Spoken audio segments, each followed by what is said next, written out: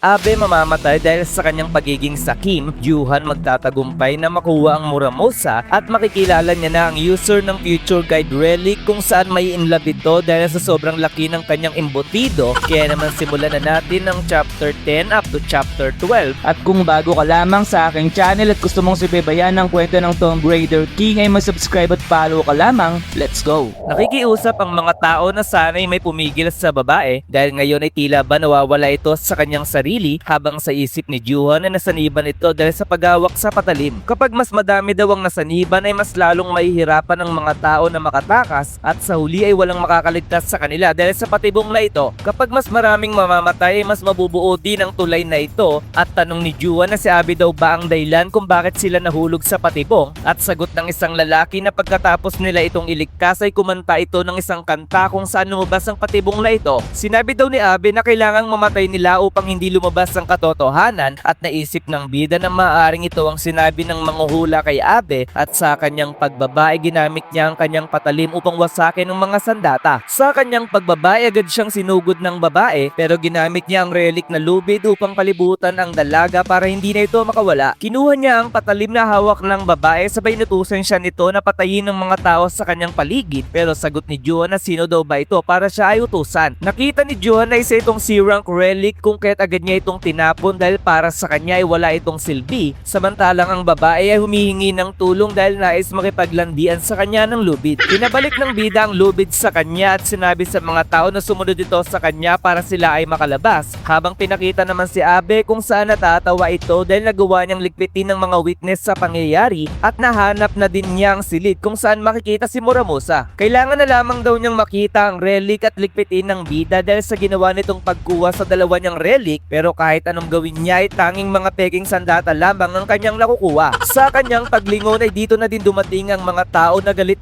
sa kanya, habang tanong naman ni Abe na paano daw nakawala sa patibong ang mga ito at dito na siya nakatikim ng bugbog sa katawan. Napansin ni Abe na papalapit sa kanya si Yuhan at sinabi nito na hindi siya makapaniwala na hindi makita ni Abe ang relic kahit una na siyang nakarating sa silid, kung kaya't gamit ang gintong palakol ay nakita niya agad kung nasaan ang tunay na relic. Hindi makapaniwala si Abe na ang pangit na sandatang ito ang Muramusa at sabi ni Yuhan na ang totoong anyo ng Muramusa ay magpapakita lamang sa oras na inactivate niya na ito. Sinabi ng relic na isang tangang tao na naman ang binabalak siyang gamitin at upang maibalik ang dati niyang anyo ay kailangan niya ng dugo mula sa 10 tao at kung hindi ito magagawa ng bida ay habang buhay silang makukulong sa libingang ito. Natatakot ang mga tao dahil kailangang mawala ng 10 buhay sa kanila at sagot ni Yuhan na lagi na lamang ganito ang mga relics at ito daw ba ang pagsubok sa kanya at sagot ng relic na tama ang bida kung kahit magmadali na daw agad itong pumatay. Subalit tumanggi si Yuhan dahil narito daw siya para porsahang pasunurin ang relic at habang nasasaktan ang relic ay sinabi muli ni Yuhan na siya ang magbibigay ng pagsubok kay Muramusa dahil kung hindi ito susunod sa kanya ay wawasakan niya ito sa maliliit na piraso. Magmadali na daw si Muramusa na sumunod sa kanya samantalang ang relic ay napapamura sa sakit na kanyang nararamdaman dahil sino daw ba ang bida para gawin ito sa kanya. Pagkatapos noon ay pinakita na lamang na nasa hospital lang bida at habang siya ay may ginagawa ay patuloy naman siyang minumura ni Muramusa at sa kanyang pagkainis ay tuturuan niya daw ito ng leksyon kung kaya't nilagay niya ito sa inidoro at tikman daw nito ang lasa ng tubig sa loob. Pinakita ang kanyang sugat dahil ito ang kapalit ng puwersahang pagpapasunod niya kay Muramusa sapagkat ang normal na pagkuha ng relics ay kailangan ng isang tao na malagpasan ng kanilang pagsubok, pero dahil sa puwersahan niya itong pinasusunod ay makakatanggap siya ng pinsala bilang paglabag sa procedure. Kapag mas malakas daw ang relic ay mas lalo silang lumalaban at kung ipagpapatuloy niya ito ay siguradong hindi kakayanin ng kanyang katawan ng pinsala. Subalit kung hindi naman niya idodominate ang relics ay siguradong magtatraidor ito sa huli. Sabay lumabas ang system kung saan ibibigay na ang kanyang reward at pinapili siya kung sa landas ba siya ng domination o sa landas ng sociability. Tanong niya sa uwa kung isa ba itong pagsubok para sa kanya, pero hindi raw ibig sabihin na may pinsala ang kanyang kamay ay titigil na siya sa kanyang ginagawa kung kaya't pipiliin pa rin daw niya ang landas ng domination. Nang ibigay sa kanya ang reward ay napansin niyang wala namang nangyari kung kaya't kung saan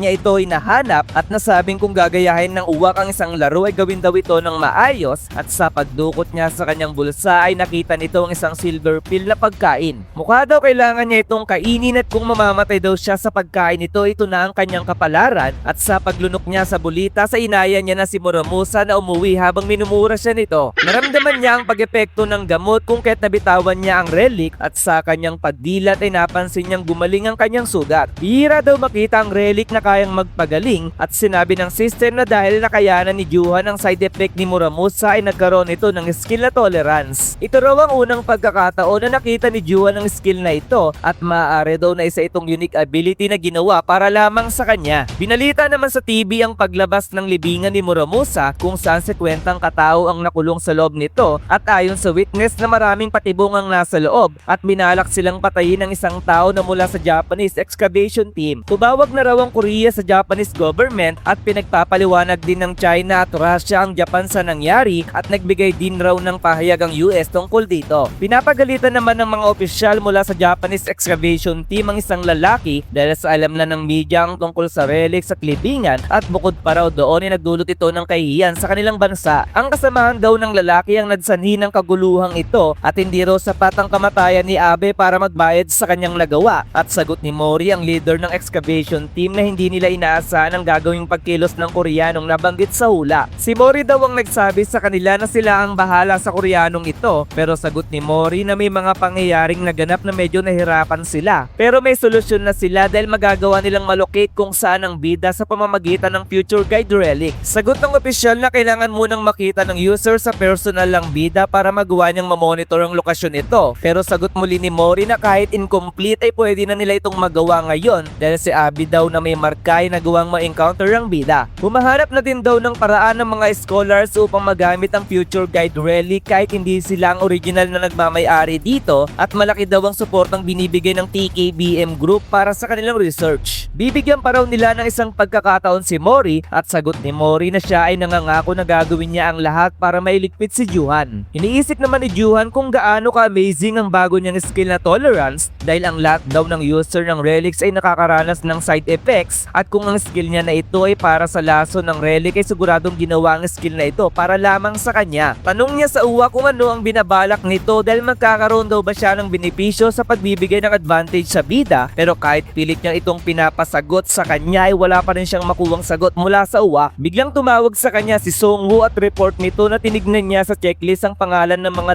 dadalo sa auction at napag-alaman niya na may 3 tao ang may pangalan na JK. Sagot nito sa kanyang alalay na mukhang kailangan niyang siya mismo ang pumunta sa Las Vegas pero biglang sinabi ng system na ang kanyang future ay nakikita ng isang rank S relic at nasabi ni John na ito ba ang ability ng future guide relic. Medyo nainis si Juhan sa pangyayaring ito kung kaya't sagot niya kay Songwoo na madidili yung pagpunta niya sa Las Vegas dahil may kailangan muna siyang puntahan na ibang lugar. Si Prinsipe Shutoku sa isang politician na nagsulat ng future guide, isang prophetic sutra pero walang patunay ang sino man na ang librong ito ay nag-e-exist sa mundo. Subalit maaaring ito ang unang relic na nagpakita sa mundo dahil imbes na gumawa ang relic na ito ng isang libingan ay siya mismo ang namimili kung sino ang pwedeng magmay-ari sa kanya. Si Sasaki Yuka siya ang babaeng napili ng future guide relic pero nang makita niya ito ay agad niya din itong tinapon. Subalit simula nun kahit saan siya magpunta ay laging nagpapakita sa kanya ang relic kahit na nga ba pinunit at sinunog niya na ito ay lagi pa din nagpapakita ang libro. Kalaunan ay nalaman ng Japanese government ang tungkol sa future guide relic at humingi sila ng tulong kay Yuka para sa gagawin nilang operasyon at dahil dito ay guminhawa ang pamilya ni Yuka. Akala ni Sasaki ay umaayon na sa kanya ang panahon pero dahil sa iniwan na nito ang kanyang pag-aaral at itinoon na lamang ang oras sa pagbabasa ng future guide ay nahirapan na siyang maintindihan ang totoong meaning ng kanji at hindi nagtagal isang future reading relic user ang lumabas kung saan nalagpasan nito ang kakayahan ni Yuka at nagsanhi na din ang kanyang kamatayan. Wala sanang pakialam si Juhan kay Yuka dahil alam niyang mamamatay din naman ito agad pero dahil binantayan nito ang kanyang pagkilos ay nagbago na ang kanyang isip at guguluhin daw niya ang plano ng Japanese team dahil may connection sila kay Taejun. Pinakita naman si Yuka kung saan tuwang-tuwa ito sa kanyang opa na pinapanood at nasabi ng kanyang ama na oras na para basahin nito ang relic. Medyo nagmumuryot si Yuka dahil naantala ang kanyang panonood sapagkat nag-enjoy daw talaga siya sa kanyang idol at sa kanyang pagupo ay pareklamo nitong sabi na magbabasa na naman siya ng mahirap na sulat at sa kanyang pagtingin sa libro ay sobra siyang napahiyaw dahil nakasulat na siya ay mamamatay. Sigurado daw na may kinalaman dito ang bida dahil ang pagkamatay ni Abe siya rin ang may kagagawan at sinabi ng babae na kumalma muna si Yuka at tanong kung may iba pa bang sinabi sa hula dahil kung papatayin daw si Yuka ng bida ay tiyak na may nakasulat pang iba sa relic. Naalala ni Yuka na kaya niyang makita ang hinaharap kung kahit hindi raw siya magpapatalo sa ating bida. Nakaantabay ang mga agent sa pagkilos ni Juhan at wala silang balak i-detain ito dahil nais nilang obserbahan ang galaw ng bida at sinabi ni Mori na ito na ang tamang oras para maayos nila ang kanilang problema. Habang sarap na sarap kumakain si Juhan ng sushi ay napatanong ito kung kailan siya balak atakihin dahil patuloy pala niyang tinatakot si Yuka na siyang nakikita naman ng future guide relic. Sigurado daw na sinasabi na ng relic ang sinusulat niya tungkol kay Yuka at dahil hindi pa kumpleto ang marka ng relic sa kanya ay kumikilos siya ng dahan-dahan. Alam niyang narito ang mga militar sa paligid habang sila Mori ay nakaantabay talaga mula sa labas kung saan binabalak nilang si Yuka ang mag-serve ng sushi kay Juhan. Kailangan lamang daw makipagtitigan ni Yuka kay Juhan upang makumpleto na ang kanilang pagmamarka at dahil hindi naman daw alam ng bida ang itsura ni Sasaki Yuka ay maging ligtas ang kanyang buhay. Kapag hindi raw maganda ang mangyayari ay nakantabay naman daw silang mga sundalo para kay Yuka habang sa isip ni Yuka na sinabi sa kanya na ang pinakamalakas na ability ay kayang makita ang hinaharap. Ibig sabihin lamang daw nito ay siya ang may lamang sa kanilang dalawa ng bida habang si Juhan ay napangiti sabay tumingin kay Yuka habang si Yuka naman ay napahawak sa kanyang mukha dahil sobrang gwapo daw ng ating bida. Nangihinayang si Yuka dahil binabalak daw palang patayin ang ganitong kapoging lalaki samantalang sa isip ni Juhan na mismong ang user ng future guide relic ang pumunta sa kanya. Kaya naman agad niyang inawakan ng kanyang sandata na siyang nakita naman agad ng mga sundalo at napapaisip naman ng mga sundalo kung bakit hindi pa din bumabalik si Yuka pagkatapos nitong tignan sa mata ang bida. Sinara ni Yuka ang pinto na siyang pinagtataka ng bida at bigla nitong sinabi na maaari daw ba siyang maging tagahanga ni Juhan. Tanong ni Juhan kung ano ang problema ni Yuka habang ang mga sundalo naman ay napahawak sa ulo dahil bakit daw sinara ni Yuka ang pinto pero maaari daw na kumakalap ito ng impormasyon ayon sa pag-uusap na kanilang ginagawa. Sinabi muli ni Yuka na gusto niyang makausap si Juhan at dahil inakala niya na hindi siya naiintindihan ng bida ay pinabasa niya sa cellphone ang gusto niyang sabihin. Dito ay nalaman niyang na-inlove si Yuka sa kanya at nakikita daw niya ang hinaharap habang si Juhan ay napa what the fuck dahil alam niya ang gustong mangyari ng dalaga na sa madaling salita ay nais nitong magpatira sa kanya sa hinaharap. Napangiti ang bida dahil maganda itong pagkakataon para sa kanya at nang ipabasa niya ang gusto niyang sabihin ay labis na tuwa ang dalaga. Tanong ni Mori kung may naririnig ba ang kanyang kasama at bigla na lamang tumilapon sa kanila ang lamesa at gamit ang relic na lubid ay nagawa niyang mahuli ang mga sundalo. Sinabi ni Juhan na alam niyang may binabalak ang mga sundalo sa kanya kung kaya tinihanda niya na in advance ang kanyang lubid at sinabi niya kay Yuka na huwag itong mag-alala dahil itinali lamang niyang mga ito at dumako na sila sa kanilang pupuntahan.